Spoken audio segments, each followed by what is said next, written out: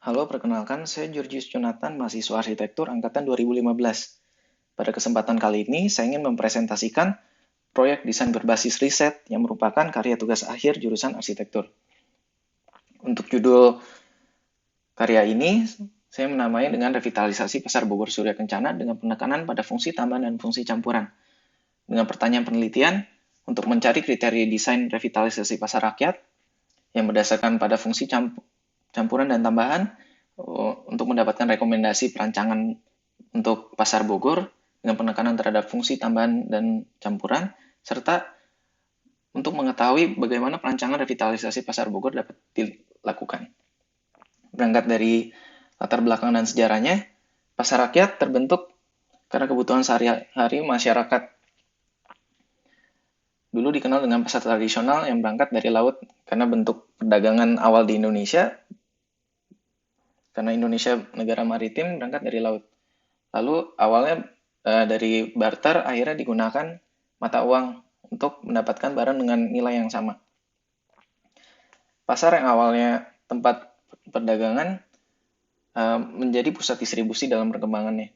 Lalu kualitas yang dimiliki dari pasar adalah ruang sosial budaya dan ekonomi.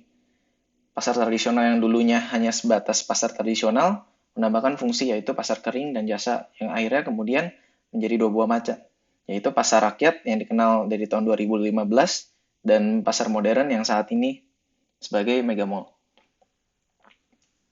Lalu berdasarkan karakter keunikannya, pasar rakyat bisa memiliki keunikan di mana barang yang kita perlukan bisa kita tawar untuk mendapatkan harga terendah dan berbagai macam jenis dagangan banyak yang bisa kita pilih. Permasalahan pada pasar antara lain adalah kotor, becek, bau, dan akhirnya pasar yang ditinggalkan menjadi disfungsi karena berdasarkan ungkapan Presiden pada proyek Nawacita hanya 10% pasar tradisional yang dikelola secara profesional. Untuk studi teorinya saya menggunakan yang pertama dari tipologi pasar rakyat untuk memahami bentuk dari tipe-tipe dari pasarnya. Kemudian saya memahami fungsi pasar, yaitu ada fungsi utama dan tambahan. Kemudian ada studi jurnal yang akhirnya saya bisa mengelompokkan pasar berdasarkan revitalisasi yang dilakukannya, yaitu ada fisik, non-fisik, dan aspek pengguna. Sejauh yang di-studi, revitalisasi yang dilakukan belum pernah dilakukan berdasarkan aspek fungsi.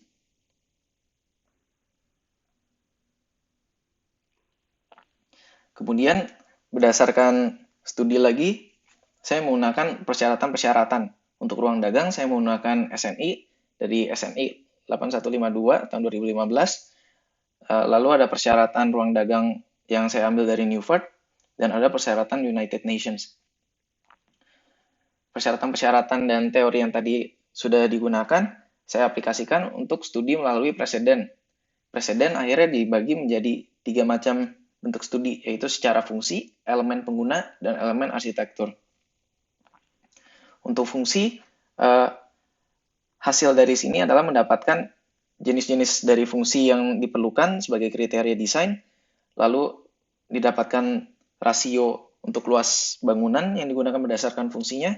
Untuk elemen bangunan, membahas tentang visual, program ruang, lalu bentuk dari si kiosnya sendiri dan gangway, lalu untuk elemen arsitektur mengenai sirkulasi, zoning, dan ada bukaan, dan lain-lain lagi. Kemudian untuk site analisisnya, saya melakukan studi terhadap pasar Bogor. Untuk memulai studi ini, saya akan menjelaskan latar belakang dari pasar Bogor dulu. Berangkat dari tahun 1740 di mana ada penjajahan dan terjadi eksodus besar-besaran dari Batavia ke Bogor. Dan kemudian pada tahun 1750 karena makin banyak penghuni terjadi sewa lahan dan terbentuklah Kampung Bogor.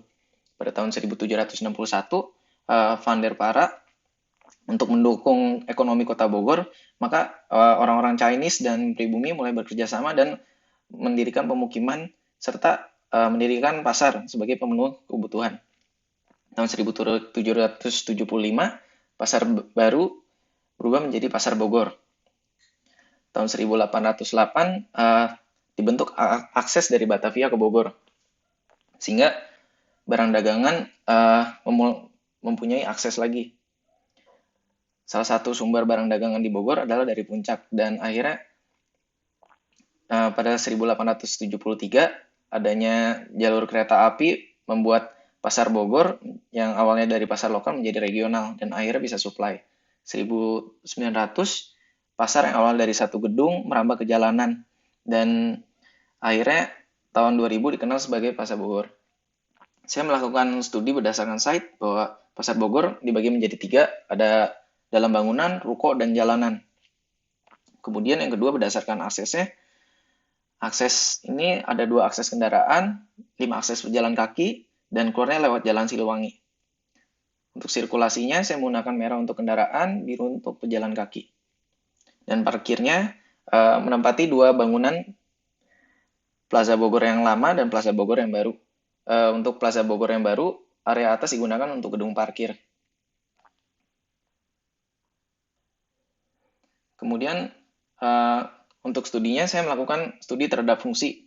Ya, berangkat dari fungsi utama, saya memahami pasar basah dan pasar kering untuk mendapatkan rasionya berdasarkan luas total yang digunakan berdasarkan fungsinya. Untuk pasar basah ada 6 jenis dagangan dan pasar kering ada 7 jenis dagangan dengan total 1.702,5 meter persegi yang menjadi 12% dari total luas. Fungsi tambahan ini dibahas berdasarkan ruang bersama keluarga, ruang kantor, kamar mandi, area bongkar muat, area hijau, area parkir, tempat pembuangan sampah, dan musola yang memiliki total luas 6.635 meter persegi yang menjadikan fungsi tambahan sebesar 75%. Lalu fungsi campuran berdasarkan perhitungan rasionya, ruang fleksibel terjadi di Gang Kelenteng dan dengan luasan 1.100 meter persegi yang menjadikannya 13%. Berdasarkan studi tersebut ditemukan hasil penelitian secara akses, sirkulasi, parkir, konteks, fungsi utama, fungsi tambahan, fungsi campuran, dan rasio penggunaan ruang. Hasil ini akan diolah menjadi konsep pada bab selanjutnya.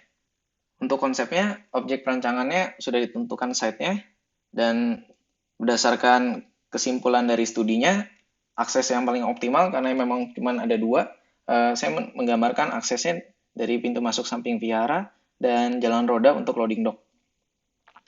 Kemudian untuk sirkulasinya, saya menggunakan warna merah untuk mobil, warna kuning sebagai akses untuk masuk ke basement, lalu untuk warna ungu untuk loading dock-nya. Kemudian berdasarkan studi elemen arsitekturnya dilakukan studi terhadap program ruang dan zoning. Ya, kemudian menghasilkan konsep yang pertama saya ingin bahas adalah mengenai konsep fungsional. Saya membahasnya berdasarkan rasionya. Maka sudah dideskripsikan berdasarkan jenis ruangan dan lantai berserta komposisinya untuk perhitungan luasnya sehingga bisa didapat rasionya. Untuk fungsi utama menggunakan warna merah dan biru, fungsi tambahan menggunakan warna kuning, dan fungsi campuran menggunakan warna pink. Kemudian untuk konsep selanjutnya, saya ingin menjelaskan mengenai kios. Berdasarkan studi pasar basah, ada 4 macam jenis kios yang akhirnya diolah menjadi bentuk kios. Ada 3 tipe berikut. Pada gambar ini bisa dilihat tipe 1, tipe 2, dan tipe 3 pada gambar pertama untuk kios yang berhadapan, kios 1 meja, dan kios untuk di pojok. Hari ini juga berlaku untuk ruang fleksibel. Untuk pasar kering, menggunakan kios dengan meja serta rak-rak. Kemudian untuk konsep bentuk bangunannya kurang lebih seperti ini.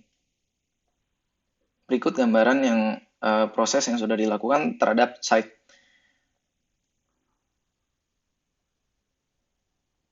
Ini modul kios yang sudah dilakukan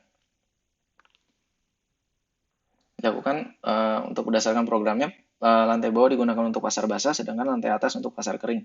Kita melihat dari jalan Oto Iskandar Dinata.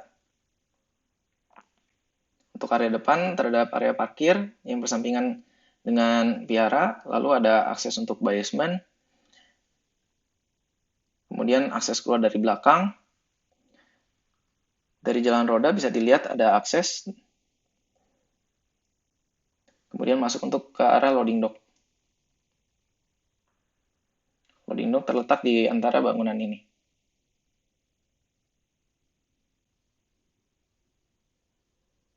Kemudian untuk site yang satunya lagi, sudah dilakukan penempatan terhadap pasar basah dan penempatan untuk ruang fleksibel. Sekian dan terima kasih.